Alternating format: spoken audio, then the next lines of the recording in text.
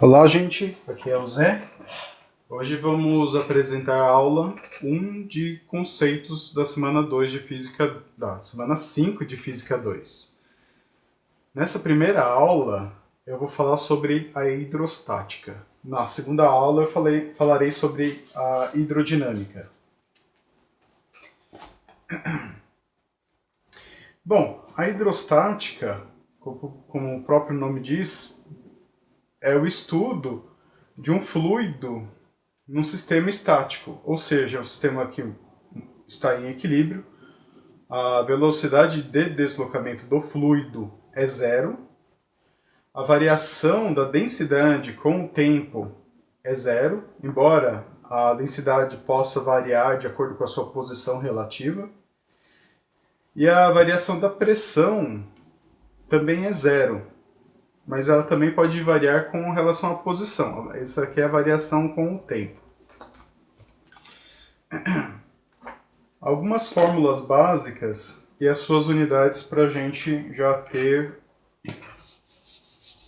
bem fácil na hora de resolver os exercícios.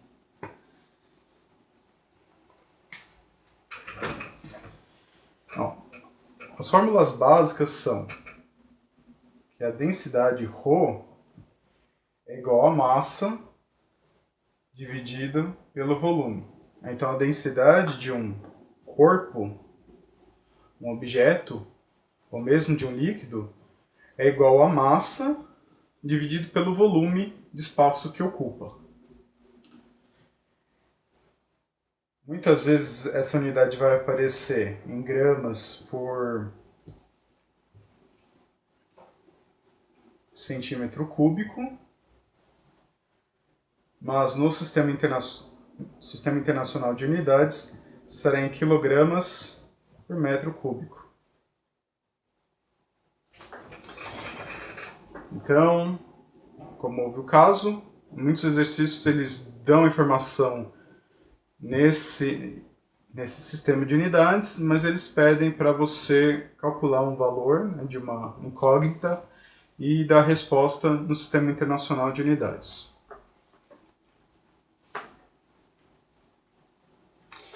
A força-peso, que não vamos chamar de peso, para não confundir com P de pressão. Tá?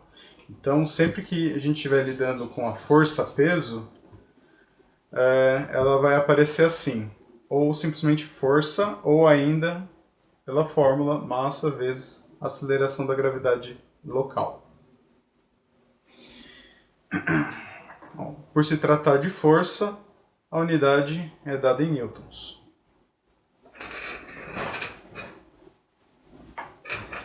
E, para encerrar nossas fórmulas básicas, temos que a pressão é igual a força dividido pela área. Bom, primeiro considera-se que essa força ela é uniforme, ela está uniformemente distribuída sobre essa área, para que não haja pontos onde a pressão é maior do que em outros pontos. No Sistema Internacional de Unidades é dada por newtons por metro quadrado. Mas tem outras unidades, como por exemplo a atmosfera,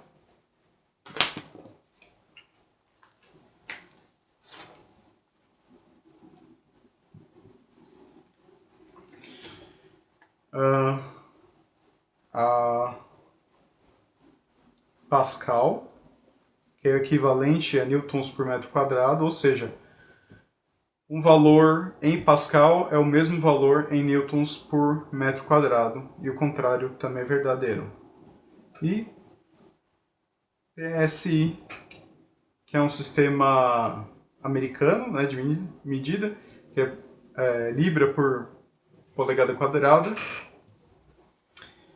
E torr, que é uma medida técnica bastante usada em equipamentos, bombas de vácuo, etc. Tem uma certa equivalência, mas por enquanto a gente vai deixar para lá.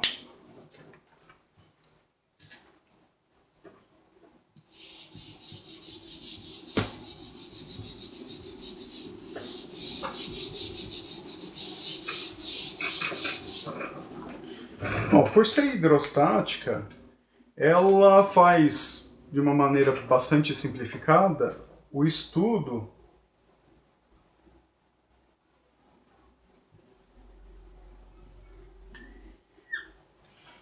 das pressões que caem sobre um objeto ou em uma determinada posição em um líquido ou um fluido de interesse. E como mostrado na fórmula, a pressão vai depender da força sobre a área. Então, se a gente pensar de uma maneira infinitesimal, a pressão será uma força aplicada numa área muito pequena. Tá? Então, se eu pegar um ponto na superfície, né, de um líquido que está num reservatório, essa força dividida pela área que está sendo exercida sobre esse pequeno pedacinho na superfície vai ser a própria pressão atmosférica, que a gente chama de, muitas vezes, de P0 ou PAT, ou ainda simplesmente atmosfera. Quando eu desloco esse meu ponto de interesse para uma posição imersa no líquido, o que vai acontecer? A pressão nesse ponto, ela será a pressão atmosférica mais uma pressão exercida pela coluna de líquido acima desse ponto. Por quê? Bom, em um ponto qualquer do espaço que está em equilíbrio, se o ponto está em repouso, forças atuam sobre ele, de todos os lados. Mas, de novo, se o ponto está em equilíbrio, se ele está parado, quer dizer que a força resultante é igual a zero. Então, as forças que atuam sobre ele, de alguma maneira, se cancelam e se anulam. Agora, quando um corpo está imerso num líquido, o que acontece?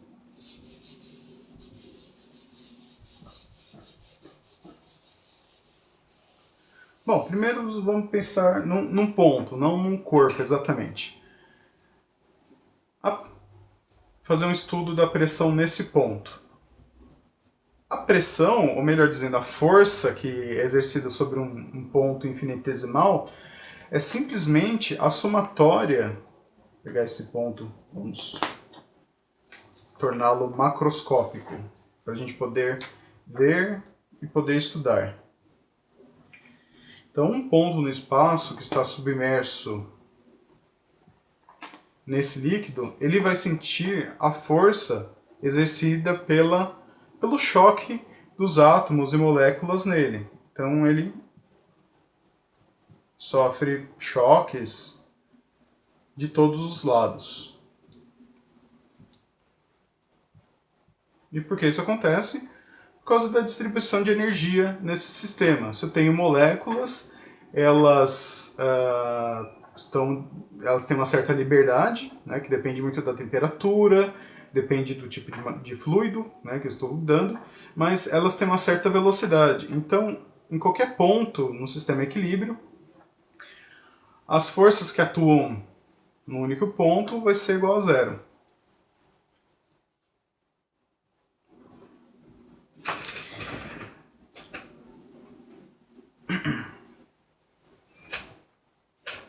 Então, o que eu tenho aqui? Essas forças que estão que têm componentes laterais, elas se anulam. Agora, se eu for pensar somente nas forças que atuam na vertical,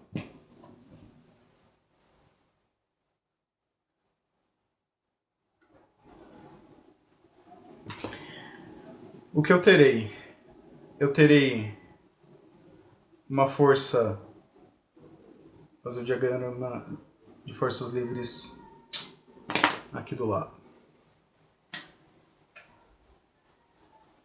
Que forças eu tenho atuando sobre esse ponto? Eu tenho uma força para baixo, que seria a minha força-peso, e uma força de reação como se fosse a força normal. Mas aqui eu vou chamar ela de força de empuxo. Como eu estou pegando um ponto infinitesimal do próprio ambiente, então essas forças se anulam. Né? Porque o ponto ou a partícula infinitesimal está em equilíbrio ali. Mas o que acontece quando eu coloco um corpo?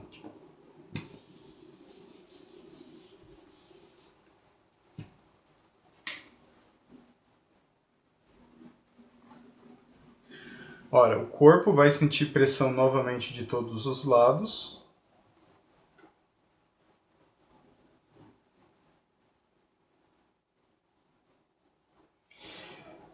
Essas forças laterais, elas vão, ou com componentes laterais, elas vão se anular. E aí eu terei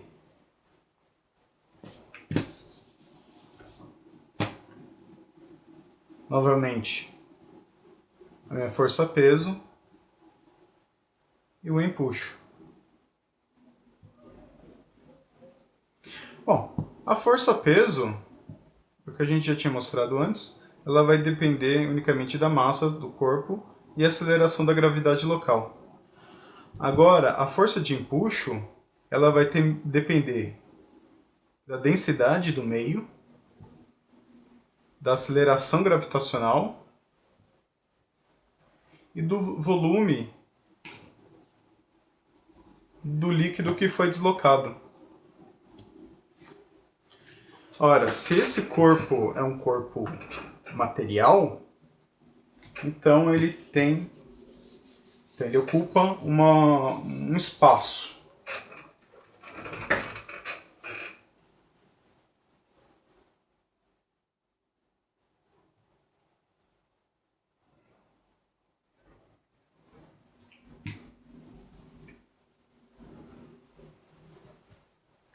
Então ele ocupa um espaço.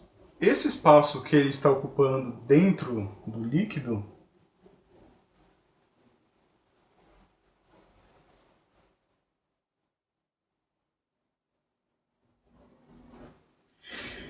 faz com que o líquido que antes estava ocupando esse espaço seja removido. Porque lembre-se que dois corpos não ocupam o mesmo espaço. Então, se eu coloquei um objeto dentro do líquido e estou segurando ele lá de alguma maneira, por exemplo, uma cordinha,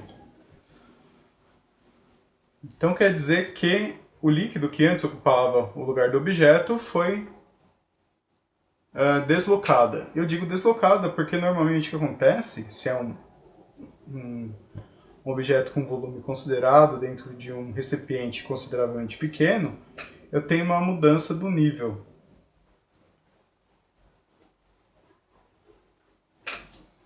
Né? Na verdade, ele já teria aumentado. Então, antes de colocar o objeto, meu nível estava mais ou menos nessa posição. Coloquei o objeto e agora esse é o novo nível. Volume 0, volume 1. De maneira que o volume total será igual ao volume do líquido mais o volume do meu corpo, o volume do objeto.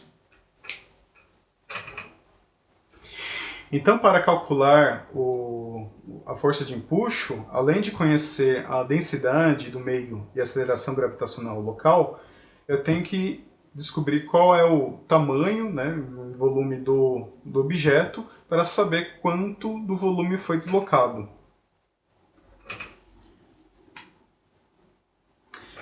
Aí temos o seguinte, 3 possibilidades.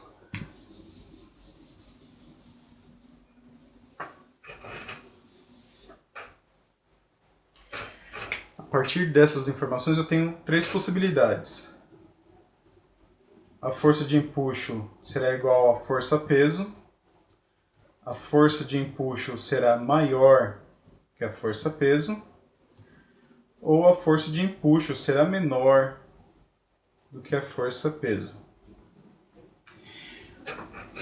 Nesse primeiro caso, se a força de empuxo for igual à força-peso, o que vai acontecer?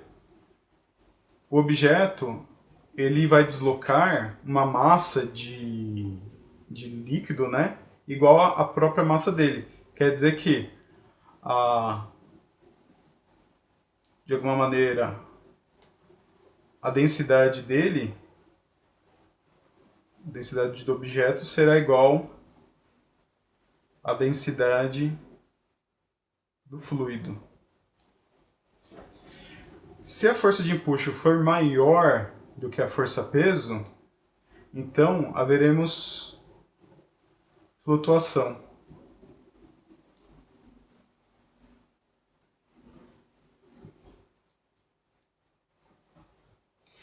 Agora, se a força de empuxo for menor do que a força-peso, o objeto vai afundar.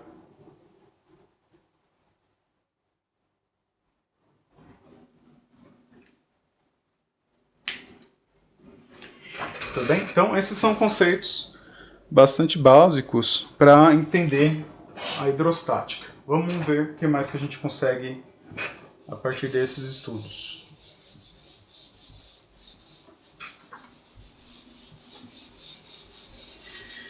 Um outro conceito bastante imediato, né, que precisa ser bastante imediato. Se eu tenho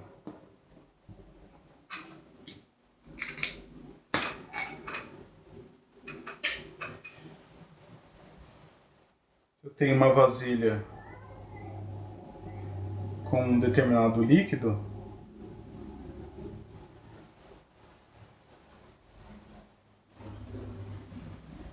e depois passo esse mesmo líquido para um recipiente com dimensões diferentes, né? Então quer dizer que o volume de líquido vai se manter constante.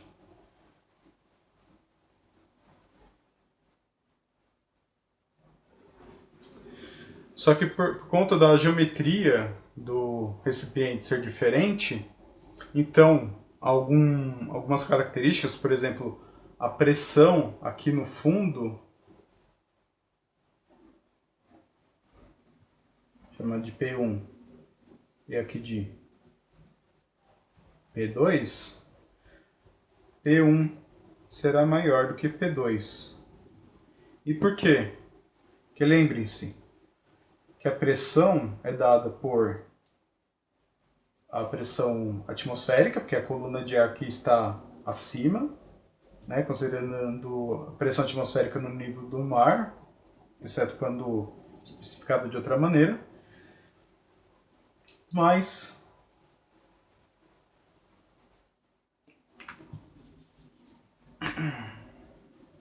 uma outra pressão, que é a pressão do líquido acima desse ponto. Vamos chamar ela de P1'.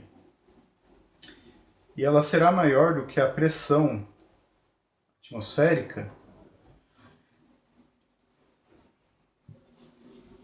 será maior do que P2. E P2, no ponto P2, também será igual à pressão atmosférica, mais um P2'. Agora, P1' e P2' é justamente a pressão neste ponto ou neste ponto por conta da coluna de líquido ou de fluido que está acima dele. E essa pressão, que a gente chama de pressão manométrica, ela é dada pela densidade do meio, chamada de... Então P1 vai ser igual à pressão atmosférica, mais essa pressão manométrica, que ela é dada pela densidade do meio, vezes a aceleração da gravidade, vezes a altura entre ao ponto e a superfície do líquido.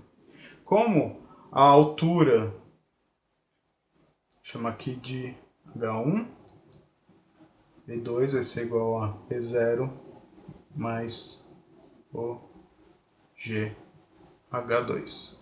Então, como a distância entre o ponto P1 e a superfície é maior do que a distância entre P2 e a superfície, e todos os outros termos eles se cancelam de alguma maneira, então justamente por conta de H1 ser maior do que H2, eu tenho que P1 é maior do que P2. E essa daqui que eles chamam de lei de Stirling.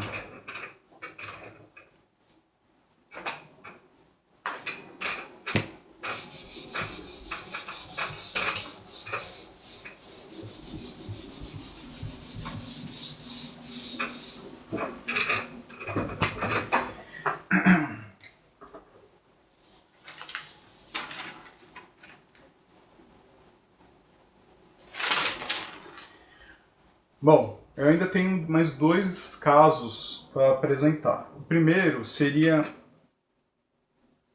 uma seguinte situação. Eu tenho um vaso do tipo U, e nesse vaso eu tenho dois líquidos diferentes, com diferentes densidades e que não se misturam. Por exemplo, água e óleo.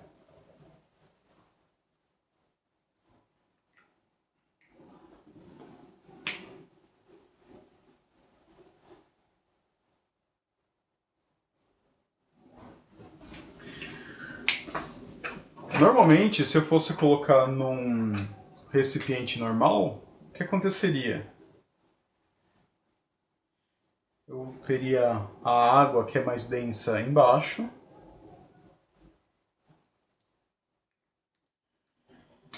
e o óleo, que é menos denso, em cima. Então, além de ser menos denso do que a água, os dois não se misturam. Então, você vai perceber uma interface entre as duas substâncias. Num recipiente do tipo U, vai acontecer a mesma coisa. Eu não vou ter mistura das duas substâncias e vai aparecer uma interface entre elas. Mas é claro que eu preciso colocar de uma maneira específica, né? Se eu tenho esse tipo de recipiente, primeiro eu coloco a água, então a água entrará em equilíbrio, os níveis ficarão iguais dos dois lados, e aí eu coloco o óleo só de um lado, em quantidade suficiente que ele não acabe deslocando a água, né, e acabe passando por esse lado. Então o óleo fica todo de um lado só. Aí percebam que os níveis externos eles ficarão diferenciados. Ao mesmo tempo que haverá uma interface entre óleo e água num nível abaixo do que o nível da água do outro lado. Podemos garantir que a pressão aqui na superfície do óleo é igual à pressão atmosférica, assim como a pressão na superfície da água. E também podemos garantir que a pressão nesse ponto da interface será igual à mesma altura do outro lado.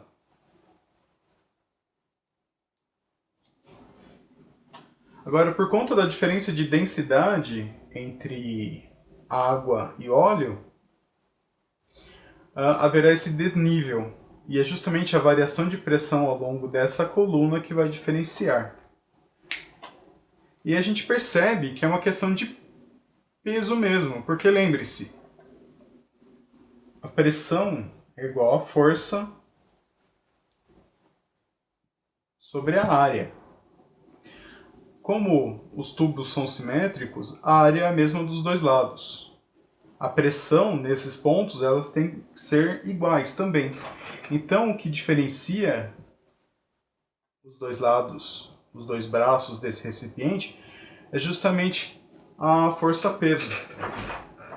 Quer dizer que para que aqui tivesse a mesma pressão que aqui, eu precisei de uma coluna maior de óleo. Por quê? Porque a força-peso dele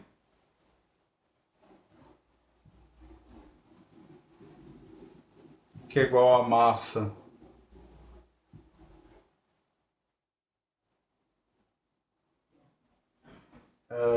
massa vezes a aceleração da gravidade. E a massa será igual a densidade vezes o volume.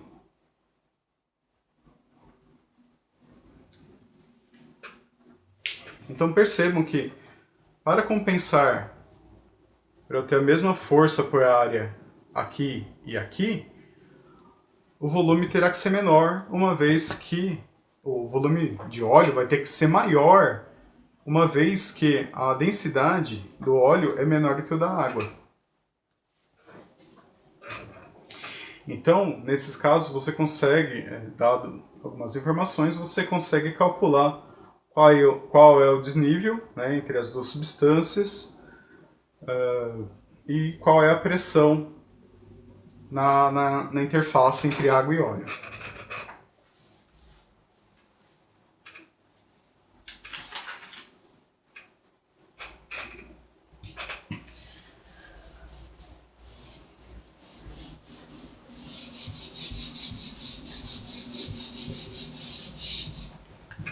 Um outro exemplo bastante parecido com esse, em que está no limiar da hidrostática, são os vasos comunicantes, que é bastante comum em equipamentos do tipo elevador hidráulico.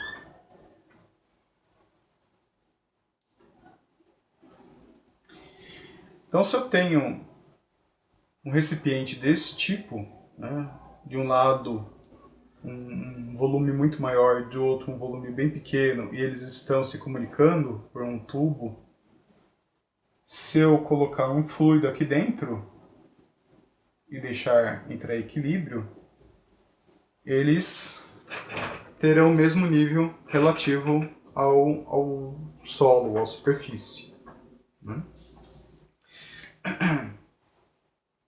Agora, eu sei que a minha pressão aqui vai ser igual à minha pressão aqui. Agora, o que acontece se eu colocar um objeto pesado? Por exemplo, um carro. Um carro que tenha peso de 20.000 newtons. E também vamos supor que a área deste lado é igual a 10 metros quadrados. Então, não só eu tenho a força, a pressão atmosférica agindo, né, na superfície desse líquido, mas como agora também tem um objeto com um peso considerável, né, um carro que pesa 20.000 newtons, e esse peso está distribuído, vamos considerar de uma maneira razoavelmente uniforme, sobre uma área de 10 metros quadrados. Para manter o equilíbrio, eu tenho que garantir que a pressão deste lado será igual à pressão desse lado. Então, se a pressão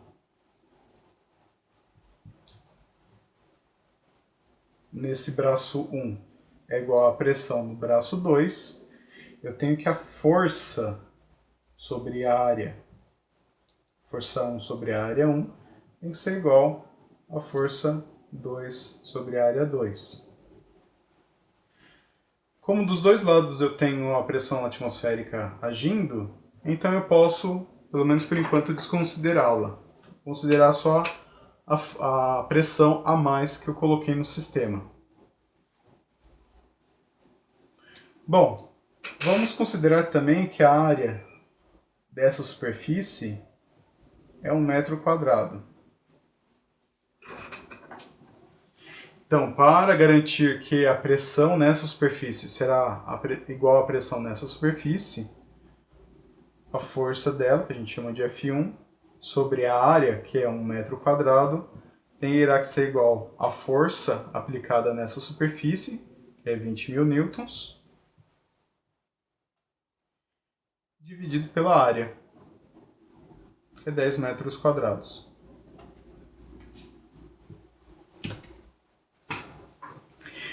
Bom, fazendo essa continha, eu terei que F1 será igual a 2.000 newtons.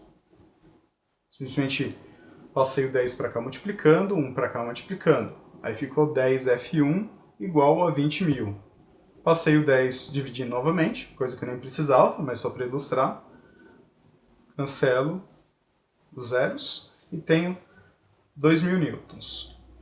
Ou seja, para conseguir equilibrar manter as superfícies no mesmo nível, sendo que desse lado eu tenho um carro pesando 2.000 toneladas, eu preciso colocar um objeto de 200 quilos desse lado para que permaneça imóvel.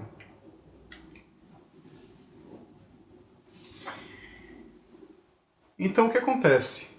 Esse é um exemplo bastante prático, para só manter o equilíbrio. Mas o que também posso fazer? Eu posso calcular, conhecendo, por exemplo, um peso que está desse lado, eu posso calcular qual é a força necessária, o peso necessário para deslocar esse êmbolo, uma vez que eu coloco um êmbolo aqui, que eu consiga empurrar esse fluido para fazer com que esse lado suba, que seria como funciona um elevador hidráulico. Então tem uma multiplicação, como se fosse uma multiplicação de força. Eu posso exercer uma força pequena aqui, só que vai gerar uma pressão razoavelmente alta, porque a área é pequena. E aqui eu vou ter uma multiplicação dessa força, porque vai ser uma força pequena, só que distribuída por uma área muito grande. Então vai ter uma pressão razoável. A força será multiplicada. Então é isso, gente. Eu acho que eu posso dar por encerrado aqui essa aula. A gente se vê no próximo vídeo. Eu espero que tenha sido esclarecedor. Então no próximo vídeo a gente trata da hidrodinâmica. Tudo bem? Então até uma próxima.